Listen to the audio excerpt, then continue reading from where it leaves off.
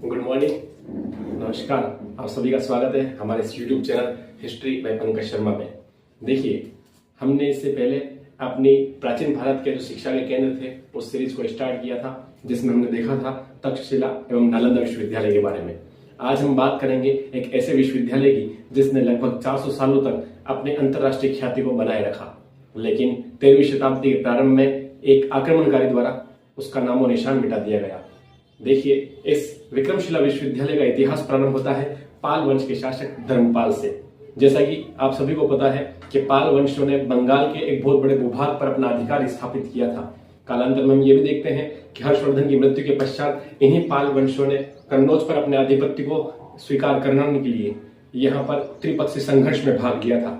जैसे कि इस त्रिपक्षीय संघर्ष की अपन बात करें तो इसमें भारत की 3 शक्तियां, जिन्होंने अलग अलग क्षेत्रों से निकलकर इस कन्नौज जैसे भूभाग पर अपना आधिपत्य स्थापित करने के लिए वर्चस्व की लड़ाई लड़ी और लगभग 250 सालों तक ये त्रिपक्षीय संघर्ष चलता रहा। हालांकि अपन उसकी बात करें इससे पहले हम बात करते हैं इस विक्रमशिला के इतिहास की।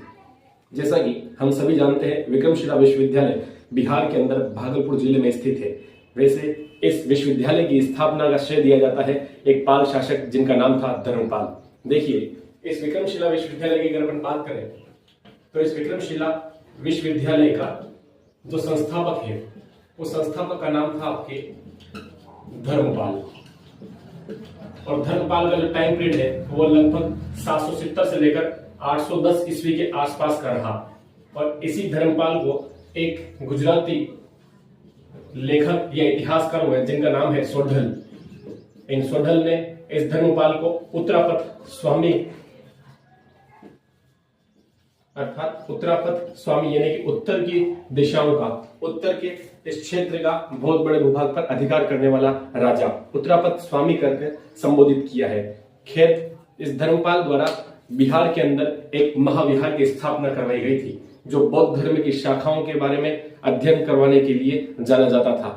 ध्यान रखिए, बौद्ध धर्म की 2 शाखाएं, एक महायान एक हीनयान। नालंदा विश्वविद्यालय के बारे में हमने देखा था तो उसमें महायान शाखा के लिए बहुत ज्यादा शिक्षण के एक केंद्र बिंदु के रूप में उभरा था।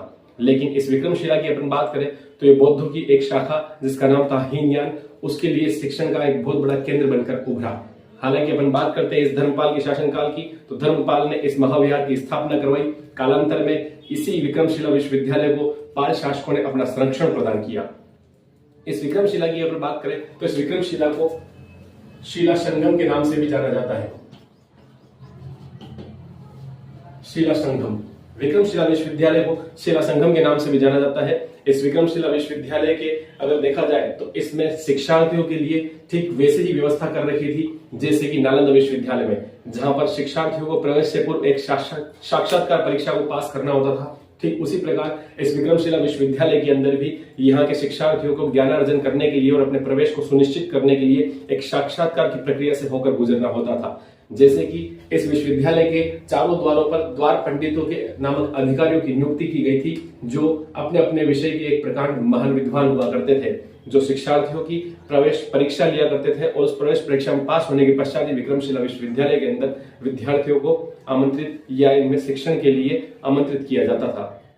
विक्रमशिला विश्वविद्यालय की अगर बात करें तो इस विक्रमशिला विश्वविद्यालय को पाल शासकों द्वारा संरक्षण तो प्रदान किया गया, लेकिन आगे चलकर 12वीं शताब्दी के आसपास यानी कि 12वीं शताब्दी में एक पाल शासक हुए थे जिनका नाम था रामपाल। रामपाल ने अपने शासनकाल के दौरान विक्रमशिला के अतिरिक्त बिहार में 2 और विद्यालयों की स्थापना करवाई थी, जिनमें बात आती है ओदंतपुरी की। इसी तरह इन्होंने बिहार के अंदर एक विद्यालय की और स्थापना कराई थी जिसका नाम था जगदल। आरपीएससी फर्स्ट ग्रेड की एग्जाम्स जिसमें जीके का जो पेपर है उसमें ये टॉपिक दे रखा है, भारत के अंदर प्राचीन शिक्षा के केंद्र।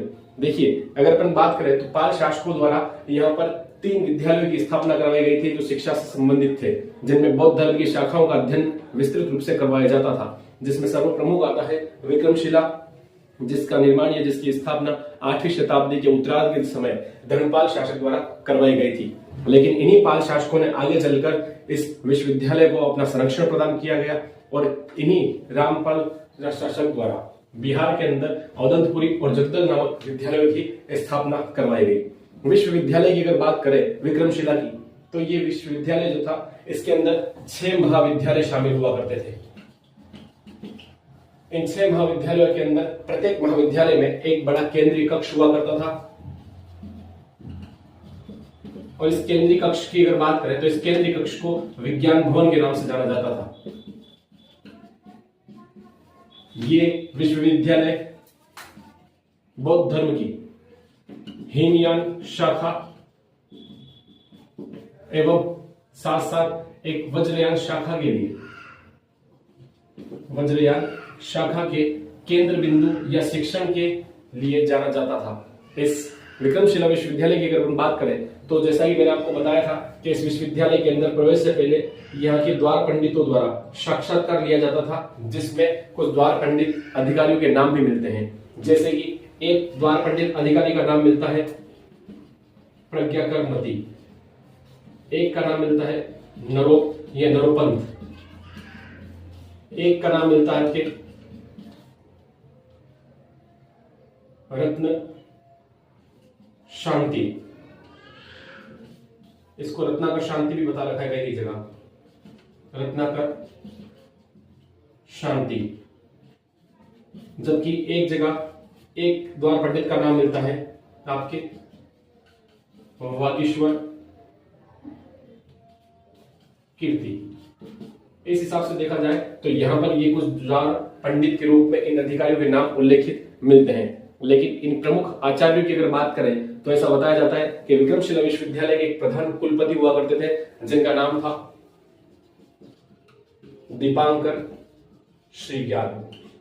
ये उस समय आज लगभग देखा जाए तो 10वीं और 11वीं शताब्दी के आसपास विक्रमशिला विश्वविद्यालय के कुलपति रहे थे, जिनको 11वीं शताब्दी के अंदर तिब्बत के एक शासक हुए, एक राजा हुए, जिनका नाम मिलता है चुनचुम।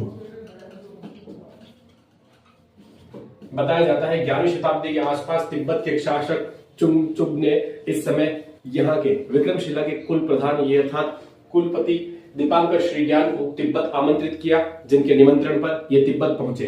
ध्यान रखिएगा, तिब्बत में इन्हीं दीपांकर श्रीज्ञान को दूसरे बुद्ध के रूप में जाना जाता है, दूसरा बुद्ध। इसी तरह से हम बात करें इस विश्वविद्यालय के प्राचार्य की या आचार्य की, तो यहां पर ऐसा बताया जाता है कि एक ऐसे आचार्य हुए जिनका नाम था अतिश। बताया जाता है कि इसी समय 11वीं शताब्दी के अंदर ही तिब्बत के शासक चुनचुम ने इन्हें भी यहां पर आमंत्रित किया, जिनके आमंत्रण को प्राप्त करते हुए अतिश जो थे वो तिब्बत पहुंचे। उनके बारे में ऐसा उल्लेख मिलता है कि अतिश को तिब्बत के शासक ने इसलिए आमंत्रित किया था ताकि वहां पर बौद्ध धर्म की पुनर्स्थापना की जा सके। तो याद रखिएगा, अगर आपसे कभी पूछा जाए कि वो विक्रमशिला के कौन से आचार्य थे जिनको तिब्बत नरेश ने आमंत्रित किया और बौद्ध धर्म की पुनर्स्थापना का श्रेय उनको दिया गया, तो ध्यान रखिएगा वो कुमार अतिश थे, जिन्होंने तिब्बत के शासक के निमंत्रण पर वहां पर पहुंचे और बौद्ध धर्म की पुनर्स्थापना की।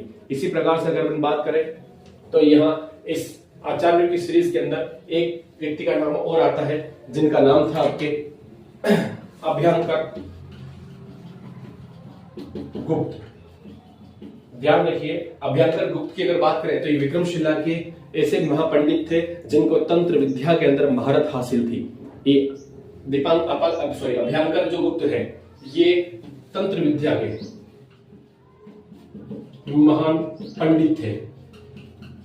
बताया जाता है इस विक्रमशिला विश्वविद्यालय के अंदर तंत्र विद्या के लिए एक अलग से विभाग की स्थापना भी की गई थी, यानी कि तंत्र विद्या के यहाँ पर ज्ञान अर्थात अध्ययन करवाया जाता था। इस विश्वविद्यालय की कुछ विशेषताओं में जैसे कि अपन बात करें तो मैंने आपको बताया कि बौद्ध धर्म के अंदर यहाँ पर हीनयान शाखा एवं वज्रयान शाखा का मुख्य रूप से शिक्षण बिंदु या केंद्र बिंदु बनकर उभरा यह विश्वविद्यालय, जो लगभग 400 सालों तक अपने विश्व स्तर पर यानी कि अंतरराष्ट्रीय ख्याति प्राप्त कर चुका था। लेकिन इसी विश्वविद्यालय की अगर बात करें तो इस विश्वविद्यालय के अंदर इसके अतिरिक्त व्याकरण, साथ साथ ज्योतिष के साथ साथ यहाँ पर तंत्र विद्या एवं चिकित्सा आदि की शिक्षाएं जो थी मुख्य रूप से प्रदान की जाती थी। लेकिन इस विश्वविद्यालय की अगर हम बात करें तो इस विश्वविद्यालय के अंदर रामपाल के द्वारा औदंतपुरी और जगदल नामक अन्य विद्यालयों की स्थापना भी करवाई गई थी। लेकिन इस विश्वविद्यालय की अगर बात करते हैं तो इस विश्वविद्यालय के अंदर ऐसा बताया जाता है कि लगभग 1203 ईस्वी के आसपास एक मुस्लिम आक्रमणकारी जिसका इतिहास नालंदा से भी जुड़ता है, यानी कि अपन बात कर रहे हैं उस कुतुबुद्दीन बख्तियार खिलजी की, जिसने 1203 के आसपास इस विश्वविद्यालय को एक दुर्ग समझकर, यानी कि एक दुर्ग समझकर क्या कर दिया था, ध्वस्त कर दिया था। और इस बख्तियार खिलजी के इस विक्रमशिला विश्वविद्यालय के आक्रमण की जो जानकारी है वो एक फारसी ग्रंथ में मिलती है जिसका नाम है तबकात ए नासिरी। ध्यान रखिएगा, ये फारसी भाषा का ग्रंथ है जो सल्तनत काल के अंदर गुलाम वंश के जो शासक हुए हैं नासिरुद्दीन महमूद, गुलाम वंश के एक शासक हुए नासिरुद्दीन महमूद, उनके शासन काल के दौरान सिराजुद्दीन ने लिखा, मिनहाजुद्दीन सिराज द्वारा लिखा गया था। इस प्रकार अगर देखा जाए तो इस बख्तियार खिलजी के विक्रमशिला विश्वविद्यालय को नष्ट करने की जो कथा है अर्थात जो विवरण है उसका उल्लेख मिलता है तबकात-ए-नासरी, जो गुलाम वंश के शासक नासिरुद्दीन महमूद के शासनकाल में लिखी गई थी। नासिरुद्दीन महमूद, और ये लिखी गई थी मिनहाजुद्दीन सिराज द्वारा। इस प्रकार से ये विक्रमशिला विश्वविद्यालय के इतिहास की जानकारी थी। ध्यान रखिएगा, विक्रमशिला विश्वविद्यालय के अंदर और भी कुछ अन्य सारी जो जानकारी शासकों द्वारा जब यहाँ के शिक्षार्थी अपनी स्नातक डिग्री को पूरा कर लेते थे तो पाल नरेश इनको एक उपाधि से सम्मानित करते थे। जैसे कि अपन बात करें तो यहाँ पर शिक्षा प्राप्त करने के पश्चात पाल नरेशों द्वारा यहाँ के स्नातकों को पंडित की उपाधि प्रदान की जाती थी। इसके अतिरिक्त अगर बात करें तो इस स्नातक के अतिरिक्त जो उच्चतर शिक्षा प्राप्त करने वाले शिक्षार्थी हुआ करते थे उन्हीं को क्रमश रूप से अगर देखा जाए तो महापंडित, उपाध्याय एवं आचार्य जैसी उपाधियों से भी विभूषित किया जाता था।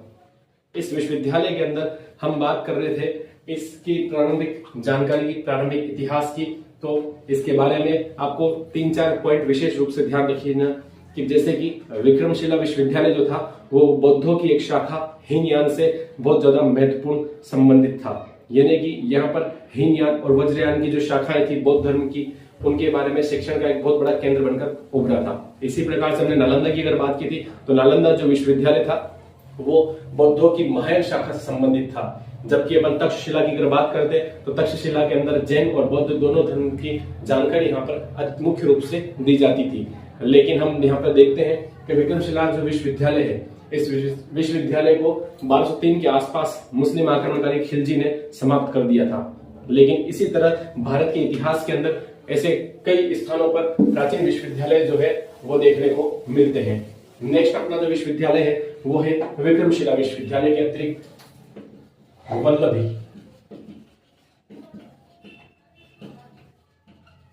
ध्यान रखिए, प्राचीन भारत के अंदर हमने बात की थी एक तक्षशिला की, इसके अतिरिक्त हम बात कर चुके थे नालंदा की, और अभी हमने बात की थी विक्रमशिला। अब हम बात कर रहे हैं प्राचीन भारत के शिक्षा के केंद्र में चौथे विश्वविद्यालय की जिसका नाम था वल्लभी। देखिए, जैसा कि आप सभी को विदित है, वल्लभी पड़ता आपके गुजरात के अंदर, और गुजरात में एक क्षेत्र है जिसका नाम था वल्लभी। वल्लभी की अगर बात करें तो इसको प्राचीन समय के अंदर वल या बल नाम से जाना जाता था। इसी स्थान पर मैत्रक वंशी शासकों द्वारा, मैत्रक वंशी शासक जिसका नाम मिलता है भट्टारक, भट्टारक द्वारा इस विश्वविद्यालय की स्थापना की गई थी। तो देखें, भारत के पश्चिमी सीमाओं पर स्थित यह विश्वविद्यालय भी एक शिक्षा का बहुत बड़ा केंद्र बनकर उभरा था। इस विश्वविद्यालय की अगर हम बात करें तो ये जो यूनिवर्सिटी अर्थात वल्लभी विश्वविद्यालय था, इसमें जैन धर्म की शाखाओं का मुख्य रूप से अध्ययन करवाया जाता था। यानी कि अगर आपसे पूछा जाए कि प्राचीन भारतीय इतिहास के अंदर वो कौन सा विश्वविद्यालय है जहां पर जैन धर्म की प्रमुख रूप से शिक्षा प्रदान की जाती थी, तो वो था वल्लभी। जबकि इससे पहले हमने नालंदा और विक्रमशिला विश्वविद्यालय की बात की थी, तो बौद्धों के बारे में अर्थात बौद्ध शिक्षण के लिए जाना जाता था। वल्लभी जिसका इतिहास मैत्रक वंशी शासक भट्टार के शासनकाल से प्रारंभ हुआ, जो पश्चिम भारत के अंदर बहुत बड़ी शिक्षा के केंद्र के रूप में उभर कर आया।